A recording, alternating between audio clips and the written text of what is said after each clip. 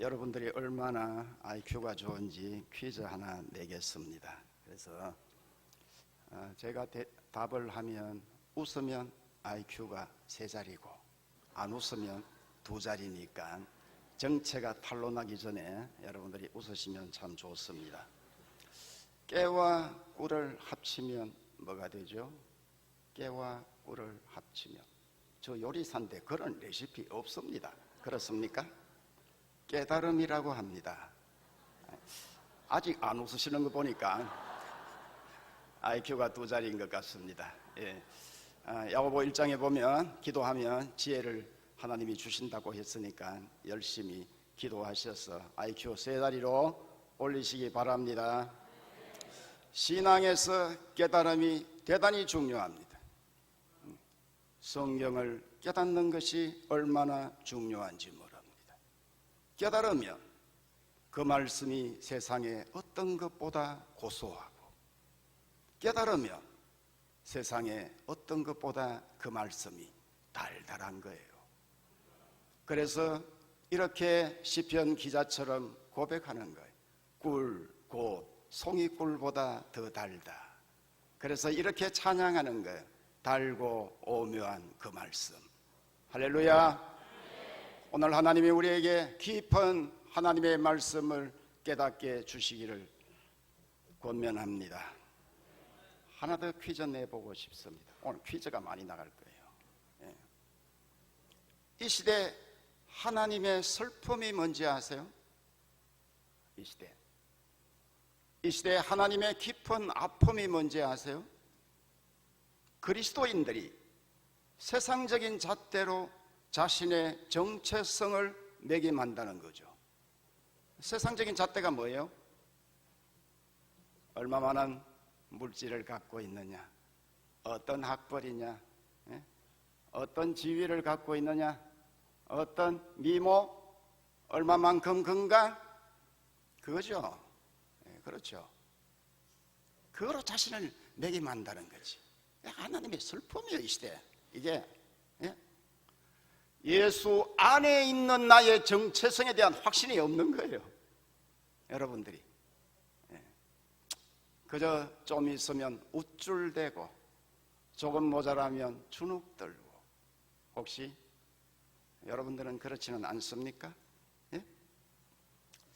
OECD 국가 중에 부동의 자살 1위, 자살률, 참 슬픈 일이죠.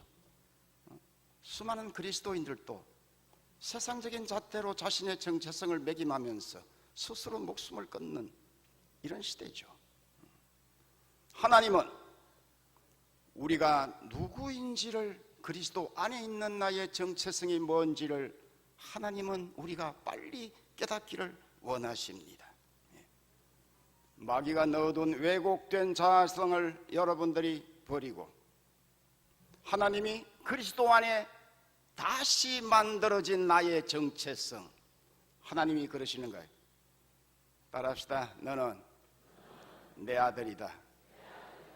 베드로전서 2장 9절에 보면 너는 택하신 족속이요 왕같은 제사장이요 거룩한 나라요 하나님의 소유된 백성이다. 오늘 7절에 하나님이 이러시는 거예요. 오늘날 내가 너를 낳았도다. 제가 딸만 둘입니다. 뭐 시간이 있다니까 한 가지 더 슬쩍, 오늘 제가 좀 오래 해야 되는데 딱 25분 해서 좀 아쉬웠는데 허락을 받았으니까 괜찮죠? 제 아내가요, 저기 이 줄 쨍가에 중간에 딱 앉아 있어요. 무지무지한 부잣집 딸입니다. 저는요, 딱 보세요. 손 한번 들어 보세요, 여보. 저래 웃는 아내인데 뭐 보려고 하지 마세요. 저는 아직까지 제가 다니면서 제 처갓집보다 부잣집을 만나지 못했어요. 그런데 딱 보면 부잣집 딸 같아요. 참, 그런데 돈이 많은 부자면 얼마나 좋겠습니까? 무슨 부자가 있어요? 어떻게 알았어요? 세상에, 저 처음 보잖아요. 딸이 얼마만큼 많으면 딸 부자겠습니까? 아들은 없고 딸만 8이요. 대단하죠? 예. 그 몇째 딸이 최고예요? 에이, 그건요 딸 4명 있을 때 하는 소리지. 8이면 달라지는 거죠. 럭키 7, 7째 딸입니다. 우리 가문에는 아들이 없습니다. 예. 제 장모님은 딸만 8 낳고, 제 아내는 딸만 2 낳고, 제 딸은 딸만 3 낳고. 그래서 13명이 내려오기까지 아들이 없어요. 예. 그래서 우리 큰딸이 딸을 3 낳았는데 이제 이 전통이 일주일 뒤에 이제 깨집니다. 우리 둘째 딸이 아들을 낳습니다. 일주일 뒤에. 그래서 섭섭하기도 하고, 우리 가문에 이렇게 딸의 전통을 13대 만에 깨어지는 이 또 좋으면서도 아픔이 약간 있습니다.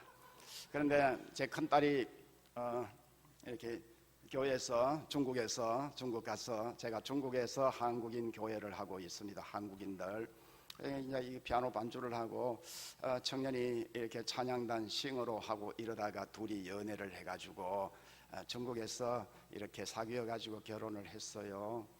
결혼을 했는데, 그래서 학업이 끝나지 않았기 때문에 한 1년 반인가 이렇게 결혼하고 같이 생활을 했어요. 우리 옆동에서 아파트.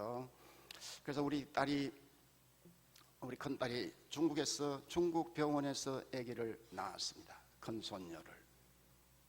저는요 이때까지 우리 딸처럼 예쁘고 착하고 그렇게 말 잘 듣는 그런 딸은 만나지 못했습니다. 목사님, 다 자기 딸은 그렇게 보이는 거예요. 네, 그렇게 말하고 싶지만 실제로 그런 거예요. 그런데 이 딸이 아기를 낳을 때 얼마나 고통스러우면 부러지는 거예요. 다이브! 이런 의사 선생님 이 뜻이에요. 중국말로 다이브 이러는 거예요. 저는 제 아내가 아기를 낳을 때는 그렇게 고통스러운지 몰랐습니다. 손녀를 낳을 때 저렇게 어머니의 산모의 고통이 크구나 깨달았습니다. 여러분, 하나님은 우리를 그냥 낳았습니까? 산모의 고통보다 수천만 배의 십자가의 고통으로 나를 낳은 거예요. 믿습니까? 그래서 오늘 말씀하시는 거예요. 너는 내 아들이다. 오늘 내가 너를 낳았도다. 그냥 낳은 게 아니에요, 여러분. 예? 십자가의 산모의 고통보다 수천만 배 더 가는 십자가의 고통으로 우리를 낳은 거예요. 그래서 우리가 하나님의 아들이 된 거예요. 복음의 핵심은 그리스도 안에 있는 나의 정체성에 대한 확신입니다. 여기서 시작하는 거예요. 예? 예수님의 십자가의 고통으로 내가 하나님의 백성이 되고 하나님의 아들이 되었구나. 이게 복음이죠. 저는 우주와 만물과 모든 바다를 창조하신 하나님을 아버지라 부르는 것이 너무 좋습니다. 여러분들은 어떻습니까? 양자의 영을 받아 하나님을 아빠 아버지라 부르짖느니라. 우리는 부족하지만 하늘과 땅과 바다와 그 가운데 모든 것을 만드신 하나님의 아들이 된 겁니다. 할렐루야. 그래서 퀴즈 하나 더 낼게요.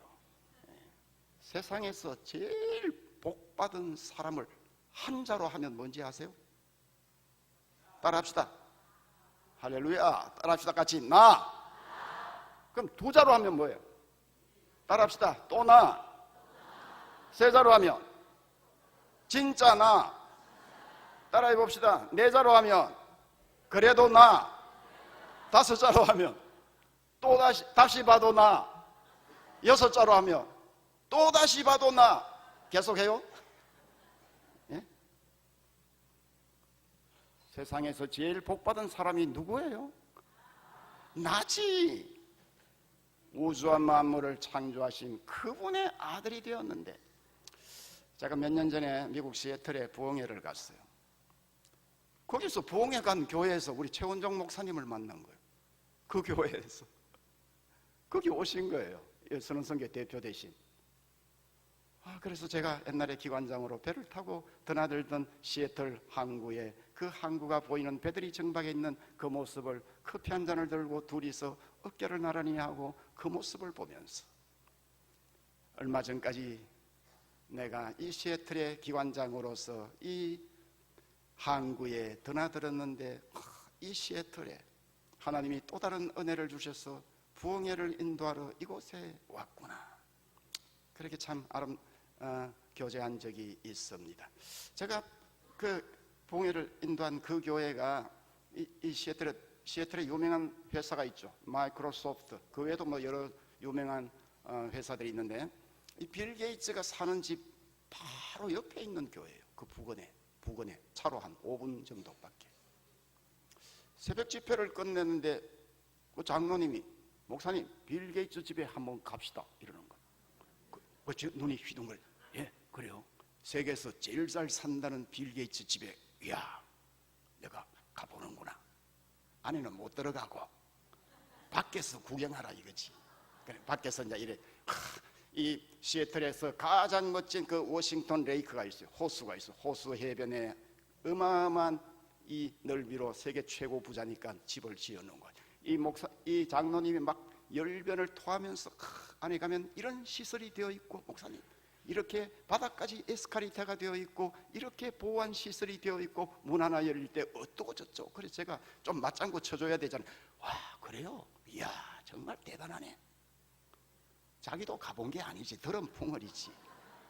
그렇죠? 뭐 가봤겠습니까? 그 말을 들으면서 맞장구는 치지만 제 마음속에 하나도 안 부러운 거예요. 빌 게이츠가, 여러분 부럽습니까? 저는 하나님 앞에 이야기할 수 있습니다. 요만큼도 부럽지 않는 거예요. 나는 빌 게이츠 자기의 모든 것을 준다 해도 지금 저와 바꾸지 않습니다. 여러분 바꿀 거예요? 물론 뭐 빌 게이츠도 나하고 안 바꾸려 하겠지만. 왜? 하늘의 신비를 모르기 때문에. 그걸 한 번 더 물어볼게요. 세상에서 제일 복받은 사람이 누구라고요? 이제 좀 뭐가 통합니다. 믿음은 내가 그리스도 안에서 누구인지 아는 데서 시작하는 거예요. 한 번 더 따라합시다. 나는 하나님의 아들이다. 이게 복음의 핵심이에요. 할렐루야. 여러분 신앙생활하면서 다음 세 가지를 명심하십시오. 따라합시다. 머리, 가슴, 손. 자, 머리에 탁 먼저 내가 누구인지 깨닫고 살아야 된다 이거지. 자신의 정체성을 머리에 심고 살아야 된다는 것이지. 주님 그러시는 거예요. 7절에 너는 뭐다? 내 아들이다. 야, 내가 하나님의 아들이 되었구나. 여러분 사단은요, 나의 하나님의 아들인 이 나의 정체성을 공격하는 거예요. 계속 이 방법 저 방법, 때로는 조롱하고, 예수님도 조롱했죠. 40일 금식한 후에 마귀가 찾아와서 너 하나님의 아들이거든. 하나님의 아들이 굶어? 말도 안 되는 소리네. 너 하나님의 아들인 거 증명해봐. 이 돌들을 명해서 떡덩이가 되겠어. 하나님의 아들인 거 증명해봐. 하나님의 아들이 어찌 먹을 것이 없어? 조롱하는 거. 탁 암에 걸리면요 와서 조롱해요. 너 하나님의 아들이라면서? 그런데 암에 걸렸어? 사업 딱 망하면요 탁 와서 조롱하는 거예요. 너 하나님의 아들 맞아? 그런데 사업이 망해? 너 먹을 것도 없으면서? 어찌 하나님의 아들이야? 거기 또 속아 넘어가는 거예요. 하나님의 아들. 때로는 조롱하고, 때로는 협박하고, 때로는 회유하는 거예요. 예수님에게도 찾아왔다. 이게 이 하나님의 아들인 것을 넘어뜨리려고 천하만국을 다 보여줘. 하나님의 아들이 되는 것보다 이게 더 좋지 않느냐? 내가 천하만국을 내게 줄게. 다 이러는 거예요. 거기 넘어가는 거예요. 하나님의 아들 팔아먹고 천하를 얻고 싶은 거예요. 수많은 그리스도인들이, 어리석은 그리스도인들이 때로는 협박하는 거예요. 때로는 핍박하는 거예요. 하나님의 아들 맞아? 맞아봐. 때로는 유혹하고, 예수님에게도 도전했다 이거예요. 사단에게 절해봐 이러는 거예요. 제가 1972년도 우리는 그때 막 산업이 발전하기 때문에 조기 졸업을 했어요. 한 2개월. 그 12월 달에 졸업했어요. 원래는 1973년 2월에 졸업해야 되는데 해양대학을 12월에 조기 졸업한 거예요. 그래 막 현장으로 막 보내는 거예요. 그래서 저는 그 당시 이태리에서 차관으로 도입된, 그 당시로는 한국 국적배로서는 가장 좋은 배 중에 하나인 대한선박이라는 회사의 목성호 17,000톤 정도 되는 배의 3등 기관사로 3월 달에 1973년 45년 전 이야기예요. 해양대학을 졸업하고 군대는 면제되고 3등 기관사로 처음 이제는 항해길의 선박 승선을 하게 되었습니다. 군대로 치면 소위 계급장 하나 딱 달고 이제 신비가 탁 3기사로 승선한 거예요. 일주일쯤 지났을 때 180도를 통과하게 된 거예요.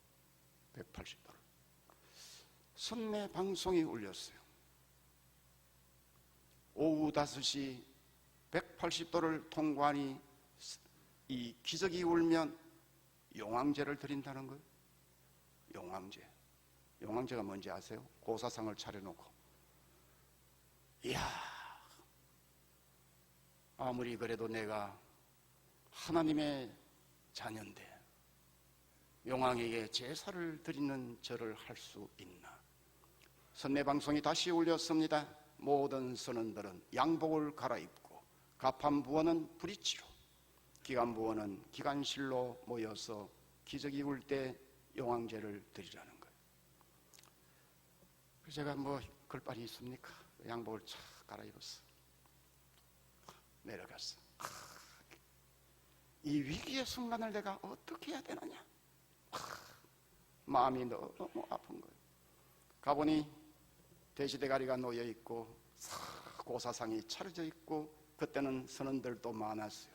기관부는 약 15명이 줄을 쫙 서가지고 기관장에 이제 기적 소리가 나면 고사를 지내는 거예요. 섰다가 어떻게 하지? 순간에 하나님이 제게 용기를 주셨어요. 한 발짝 나가서, 기관장님, 저는 예수 믿는 사람입니다. 고사를 지낼 수가 없습니다. 그런데 기관장님이 그래, 야 임마, 나 예수쟁이들 많이 만났는데 한 놈 빠짐없이 다 절했다 이러는 거예요. 진짜일까요? 네. 절해 임마 이러는 거예요. 그래서 제가 안 됩니다. 저는 절할 수 없습니다. 이러니까 옆에 서 있어 이러는 거예요. 그래서 저는 탁 옆에 서 있었어요. 드디어 180도를 통과하면서 기적이 울었습니다. 뿌뿌뿌뿌. 아, 소리가 안 좋네. 하여튼 뭐 그런 식으로 부 이렇게 이제 기적이 애 아빠지는 소리를 하면서 부 180도를 지금 막 통과하는 거예요. 그래서 저는 양복을 갈아입고 우두커니 서 있고 다 이렇게 사람들이 절을 하고 뭐 꼬시래라 하는가 아니면 소주잔도 이렇게 기관실에 뿌리기도 하고, 그래 끝났어요. 저는 하지 않았어요. 그리고 오후 밤 8시에 제 당직 시간인 거예요. 8시에서 12시까지, 아침 8시에서 12시까지 세 사람이 3교대를 하는 거예요. 4시간 근무하고 8시간을 쉬는 거예요. 그래서 오후 5시에 우리는 고사를 180도를 통과하고, 그리고 오후 밤 8시에 제가 당직하러 들어갔습니다. 그래서 배는 평온한 태평양 바다를 항해하고 있는 거예요. 쫙. 밤 11시쯤 되었을 때 갑자기 엔진이 꽝 하더니 탁 서버렸어요. 여러분, 고속도로를 내가 차를 몰고 가다가 갑자기 엔진이 서도 얼마나 당황스럽겠습니까? 파도가 심하면 그냥 뒤집어지는 거예요. 저는 일주일밖에 되지 않았어요. 그러니까 뭐 벌벌 떨고 있는 거예요. 이거 뭐가 어디 있는지 어떻게 알 겁니까? 그러니까 1분도 채 되지 않아서 다다다다다다 하더니 기관부원 전원이 15명이 싹 다 모였어요. 기관부실에. 그런 일기사와 기관장을 위시해서 막 원인을 찾는 거예요. 찾더니 한 30분 뒤에 원인을 뭘 발견했어요. 저는 아직까지 그 원인을 몰라요. 제가. 예. 그래 다시 스타팅을 하니까 엔진이 시동이 걸리고 우리 배는 점점 항해를 하게 되었습니다. 그런데 엔진 걸고 난 다음에 기관장하고 일기사가 타고 오더니 삼기사 이리 와봐. 너 용왕님이 성내는 거 봤지? 너 임마 너 때문에 우리 다 죽을 뻔했어. 야 임마 이렇게 막 촛대비를 깔려고 하는 거야. 막 때리려고 막 그러는 거야. 너 두고 보자. 다음 올 때 한 번 보자. 올 때 또 180도 통과하잖아요. 포틀랜드 가서 공무를 싣고 다시 한국으로 오는데 다시 이쪽으로 180도 다시 통과해요. 그때 안 하면 너 죽었어? 이러는 거예요. 제가 너무 마음이 우울한 거예요. 그래서 12시에 제 당직 시간이 만료되고 다 올라왔어. 제 방에 올라서 의자에 텁썩 앉아서 위로 쳐다보니 책꽂이에 성경이 보이는 거예요. 옛날 성경, 세로로 이렇게 한자 같이 있는 그 성경이 성선하고 한 번도 읽지 않아서 성경이네. 마음이 우울하니까. 그래서 성경을 이렇게 턱 펴서 아무 곳이나 턱 폈는데 깜짝 놀랐습니다. 고린도전서 11장 19절이 고린도전서 10장 19절이 탁 들어오고 혹시 같이 한번 볼까요? 같이 한번 읽어보겠습니다. 시작.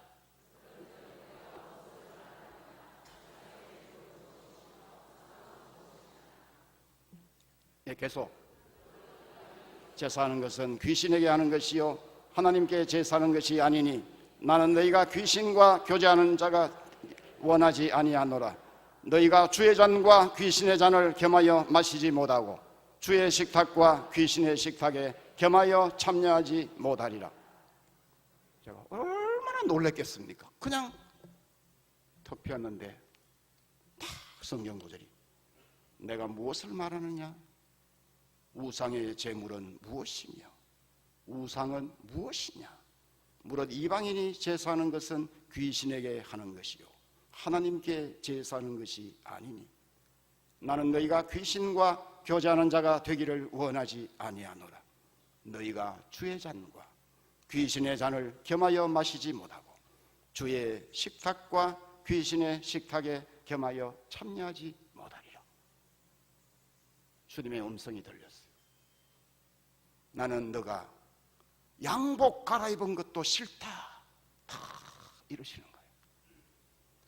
양복 갈아입은 것도 나는 싫다. 이러시는 거예요. 하나님이. 그래서 제가 기도했어요. 하나님, 저는 연약합니다. 제가 3등 기관사입니다. 저를 도와주세요. 제가 이 고난을 이겨낼 수 있도록 은혜를 주세요. 그렇게 기도했어요. 그리고 우리는 다시 포틀랜드에 가서 공무를 싣고 다시 오게 되었어요. 180도를 통과하게 된 거예요. 그런데 기관장님이 갑자기 이러는 거예요. 어이 삼기사, 너 예수쟁이, 너 제사 안 지내잖아. 너 내려오지 마. 이러는 거예요. 다니엘서 1장 8절에 보면 다니엘이 환관장에게 뭘 입었더라? 은혜를 입었더라. 하나님이 그 마음을 움직이신 거예요. 저에게 피할 길을 주신 거예요. 왜 그렇게 했느냐 생각해 봤어요. 제가 그 배에서 열심히 한 거예요. 그러니까 기관장이 눈여겨본 거예요. 저놈은 괜찮네. 나를 도와줄 수 있는 녀석이네. 그래서 저를 보호해주고 싶은 마음이 생긴 거예요. 그래서 제가 은혜를 입은 거예요. 저는 그 배에서 6개월 만에 2등 기관사로 승진을 했습니다. 그리고 초고속 승진을 해서 30살도 되지 않아서 제가 기관장이 되었습니다. 제가 실력이 있어서 그런 게 아니고 오해는 하지 마세요. 그 당시는 막 국가 면허 고시만 합격하면 합격하면 막 시켰는데 제가 그렇게 하여튼 최첨단 빨리 된 거예요. 30살도 되기 전에 제가 기관장이 된 거예요. 제가 제일 높아요. 30살도 안 됐는데. 이제는 제가 알아서 하면 되지 않습니까? 선장이 하든 말든 상선에는 탁 분류가 돼 있는 거예요. 그래서 고사 지내려고 하면 가서 돼지대가리 다 요리 장만해서 갖고 오너라. 우리는 하나님 앞에 기도하고 우리는 이 180도 통과한 것 하나님 앞에 기도로 우리는 하나님 앞에 올려드릴 거야. 그리고 뭐 필요하면 저 맥주도 몇 잔 가져오고 몇 병 선원들이니까 말이죠. 그래서 우리는 항상 제가 제일 높으니까 뭐 할 말이 있습니까? 다 항상 차려놓고 기도하자. 하나님 앞에 기도하는 거예요. 하나님, 하늘과 땅과 바다와 그 가운데 모든 것을 만드신 하나님 감사합니다. 여기까지 우리 배를 안전하게 지켜주신 것 하나님의 은혜입니다. 앞으로 우리 배가 소원의 항구에 다다를 수 있도록 더 큰 은혜를 주시기를 원합니다. 이 배를 지켜주시고 저 무지에서 갑판부원들이 불일지에서 제사를 지내고 있지만 하나님 저들을 불쌍히 여겨주시고 하나님이 바다와 모든 것을 창조하신 분인 것을 알게 해주시옵소서. 우리 선원들 두고 온 가정 외롭습니다. 하나님이 저들을 지켜주시고 붙들어 주시고 건강을 지켜주시고 보호해 주시옵소서. 하나님 앞에 이 항해를 맡깁니다. 예수님의 이름으로 기도하옵나이다. 먹어라. 맥주 마시고 싶은 사람도 한잔하고. 돼지대가리가 무슨 죄가 있습니까? 고사 지내기 전에 음식이지. 그래서 다 쓴 거 먹으라 하고 그렇게 했습니다. 할렐루야. 여러분, 세상의 사람들은 우리가 하나님의 아들인 것을 도전하는 거예요. 때로는 조롱하고 때로는 회유하고 때로는 유혹하고 때로는 핍박하고 저래 임마. 우리는 세상의 어떤 핍박도 어떤 유혹도 내가 하나님의 아들인 이 위대한 그리스도 안에 있는 나의 정체성과 바꿀 수 없습니다. 할렐루야. 자, 머리 닿으면 어디라고요? 가슴에. 하나님의 아들들은 반드시 가슴에 품어야 할 게 있어요. 오늘 8절에 그런 거예요. 내게 구하라. 오늘 이제 읽은 장로님이 개역 개정으로 읽으셨는데 이 개역 성경이 더 맛이 나요. 그래서 제가 개역 성경으로 읽어드려요. 내게 구하라. 내가 따라합시다. 열방을 유업으로 주리니 내 소유가 땅 끝까지 이르리라. 할렐루야. 하나님이 열방을 주고 싶어 하시는 거예요. 열방을. 그리스도인은 반드시 가슴에 열방의 꿈을 갖고 있어야 되는 거예요. 우리는 가는 선교사이든지 보내는 선교사이든지 하나님의 마음은 열방까지 우리에게 하나님이 주고 싶어 하시는 거예요. 예수님의 제자들은 열방의 꿈이 있는 거예요. 예수님이 그러시는 거예요. 오직 성령이 너희에게 임하시면 너희가 권능을 받고 예루살렘과 온 유대와 사마리아와 땅 끝까지 이르러 나의 증인이 되리라. 할렐루야. 열방의 꿈을 주신 거 제자들에게. 모든 그리스도인은 반드시 가슴에 열방을 품어야 되는 거예요. 여러분, 90살 된 병상에 계신 할머니도 열방을 가슴에 품을 수 있는 거예요. 열방을 위해 뭐 하면 돼요? 기도하면 되지. 후원하면 되지. 그렇지 않습니까? 선원들은 열방을 다니는 거예요. 그래서 제가 한번 오기 전에 제가 성선 생활하면서 몇 개국이나 가봤나 계산해보면 35개국을 갔어요. 그런데 배 탈 때는 중국에 가지 않았는데 목사가 되고 나니 하나님이 그냥 중국으로 보내셨어요. 열방을 다니는 거예요. 선원들이 열방을. 이 본문이 원래는 이 시편 2편은 이 왕의 대관식 때 부르던 시편이에요. 예수님에게 해당되고 우리가 다 왕 같은 제사장이잖아. 우리에게 주신 말씀이죠. 선원들은 바로 열방을 바다를 통해 온 세계를 다니면서 저들에게 복음을 전할 수 있고 그 땅을 위해서 중보할 수 있는 하나님이 열방의 항해자가 되게 하신 거예요. 여러분, 선원들뿐만 아니라 우리 모두가 인생을 먼 바다를 항해하는 배에 비유하지 않습니까? 그렇죠? 그냥 우리 다 항해자예요. 우리는 그리스도인은 하나님의 아들에게 하나님이 주신 또 다른 사명의 정체성이 있는데 그것이 바로, 따라합시다, 나는 열방을 품은 항해자. 믿습니까? 항만 종사자들은 열방이 찾아오는 거예요. 우리에게 가만히 있어도 열방의 사람들이 우리에게 찾아오는 거예요. 항만 종사자들에게. 야, 얼마나 멋집니까? 우리는 열방을 품은 열방을 품은 항해자가 되어야 돼요. 하나님의 아들들은 사명의 또 다른 정체성인 거, 이게. 예. 자, 세 번째, 손해. 9절. 내가 철장으로 저희를 깨뜨리며 질그릇같이 부수리라 하시도다. 하나님의 아들들에게, 열방을 품은 자에게 하나님이 주시는 것이 있어요. 뭐? 철장의 권세.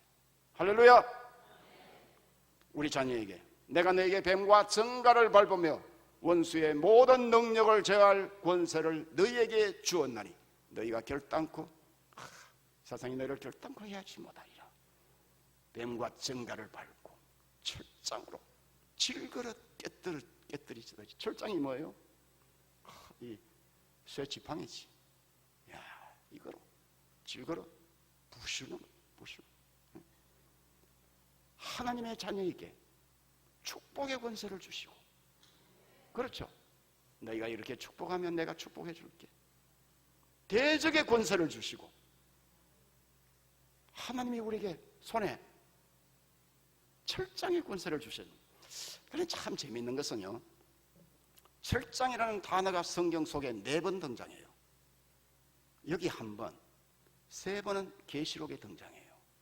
등장할 때마다 따라오는 단어가 있는데 열방, 망국이에요. 열방이나 망국이나 같은 것이지. 열방을 품은 자에게, 그리스도인들에게 하나님이 손에 쥐어주시는 권세가 철장의 권세인 거예요. 한번 볼까요? 계시록 2장 26절. 계시록에 한 가지만 보겠습니다. 같이 한번 읽어보겠습니다. 26절 27절 시작. 이기는 자와 끝까지 내 일을 지키는 그에게 만국을 다스리는 권세를 주리니 그가 철장을 가지고 그들을 다스려 질그릇 깨뜨리는 것 같이 하리라.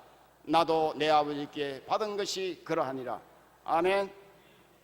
여러분, 우리는 하나님이 내게 주신 권세를 너무나 과소평가하고 있는 거예요. 우리 큰딸 이야기 한 번 더 하고 싶습니다. 큰딸이 시집 가기 직전에 우리 중국 심양에서 전화가 왔어요. 아빠, 좀 빨리 오늘 퇴근해 주세요. 그래서 열쇠가 없어요. 나 자기 엄마는 어디 간지 뭐 출타했던 것 같아요. 그래, 알았다, 조금만 기다리라, 내가 갈게. 그래서 좀 일찍 퇴근을 해서 차에서 딱 내리니까 제 딸이 오후 5시쯤 돼가는데, 아빠, 이 눈 좀 봐. 왜 그래? 난 그렇게 새빨갛게 이 결막염이 온 거는 저는 보지 못했습니다. 찐득한 진물이 벌써 흘러서 눈도 제대로 못 들어 새빨간 거예요. 진물이 막 흘러 있는 거예요. 언제부터 그러냐? 얼마 안 됐대. 한 10분, 20분밖에 안 됐대. 갑자기 눈이 가려웠더니 이렇게 됐대. 그러니까 막 제 머리가 막 비상하게 돌아갑니다. 이 오후 5시에 어디로 이 아이를 병원으로 데려가고 누구를 또 이렇게 통역을 시켜서 통역시키고 막 그런 거예요. 그 순간에 성령께서 다 깨워주시는 거예요. 이상하지 않나, 이 병? 귀신이 줬다는 생각이 탁 들어온 거예요, 제 속에. 저는 모든 병이 귀신이 줬다고는 생각하지 않습니다. 그러나 귀신이 질병도 줄 수 있다고 생각하는 사람입니다. 이리 와봐라. 기도하자. 하나님 앞에 먼저. 다른 기도 별로 안 했어요. 딱 손 얹고. 사람 딸에게 이 더러운 눈병을 가져다 준 더러운 이 악한 것들은 내가 나사렛 예수 그리스도의 이름으로 명하노니 떠나가라. 떠나가라. 다른 기도 하지도 않았습니다. 여러분 놀라지 마십시오. 저는 꿈을 꾼 것 같습니다. 10분, 20분도 되지 않은데 싹 맑아져 버렸습니다.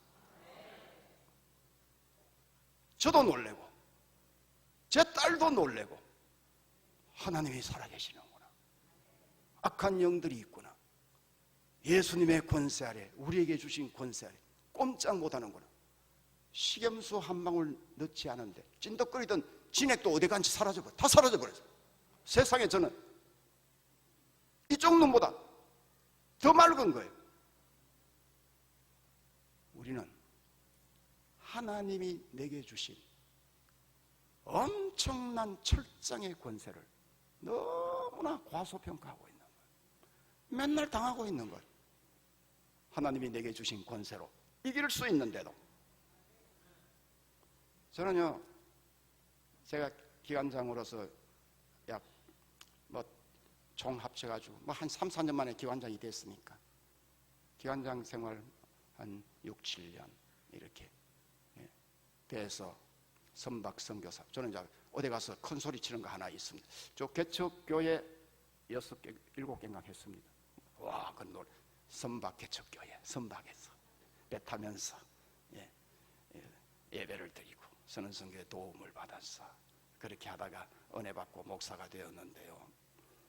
저는 기관장을 하면서 제가 다 이런 마음이 들었어요. 참 내하고 안 맞다 이거. 이 기관장이라는 직책이 말이죠. 목사를 해보면 목사가 훨씬 잘 맞아요. 안 맞다. 그런데 제가요, 너무나 제가 보니까 실력이 없는 기관장이야. 제가 완전히 엉터리야. 그런데 회사에서는요, 제가 최고의 기관장인 줄 알았어요. 기도만 하면 하나님이 문제가 있는 것 알려주시는 거예요. 그 기관실에 문제를 알려주시는 거예요. 그래서 제가 이제 우리나라 선원들 중에 제일 돈 많이 받는 그 배에 탔어요. 저 유럽과 캐나다와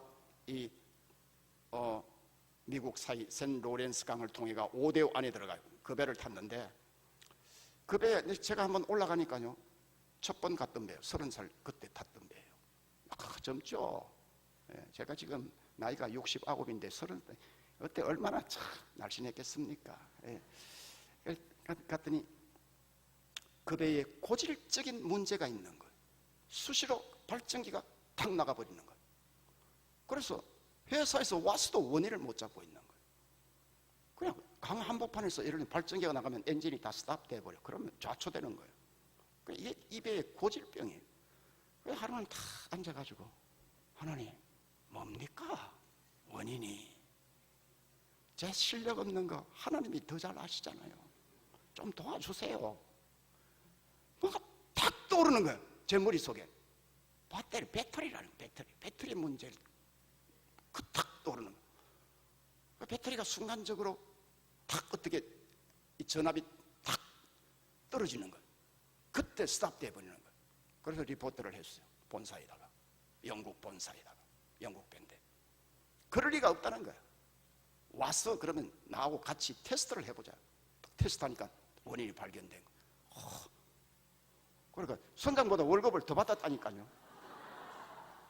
이 엉터리 기관장이. 하나님이 우리에게, 저는 20 몇 년 목회하면서 설교 중에 박수 받아본 건 처음입니다. 영광입니다. 아무리 길게 하라고 하더라도 끝없이 해서는 안 될 것 같습니다. 제 양심이. 그래서 마무리를 하려고 합니다. 여러분, 우리에게 하나님이 주신 철장의 권세가 있습니다. 할렐루야.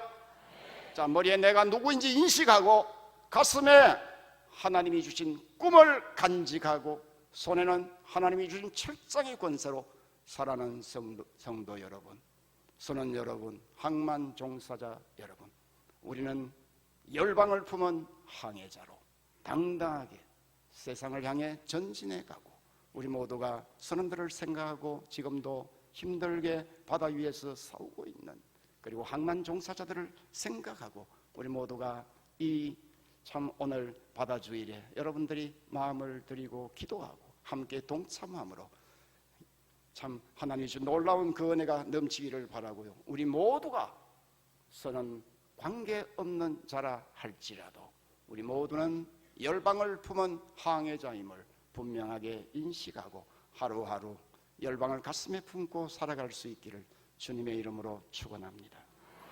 기도하겠습니다. 살아계신 아버지 하나님, 은혜를 감사드립니다. 우리를 사랑하시고 세상의 어떤 것과도 바꿀 수 없는 하나님의 아들이 되게 해 주셨습니다. 십자가의 산고로 나를 낳으셔서 하나님의 아들이 되었습니다. 머리에 내가 하나님의 아들임을 인식하고 가슴에 하나님이 주신 열방의 꿈을 가슴에 품고 손에는 하나님이 쥐어주신 철장의 권세를 갖고 열방을 품은 항해자로 살아가게 해 주시옵소서. 선원들을 기억해 주시고 항만 종사자들을 기억해 주시고 오늘의 이 바다주의를 통해서 하나님의 놀라운 은혜가 그들에게 임하게 하시며 우리 모두가 열방을 품은 항해자로 살 수 있도록 복을 주옵소서. 감사하며 예수님 이름으로 기도하옵나이다.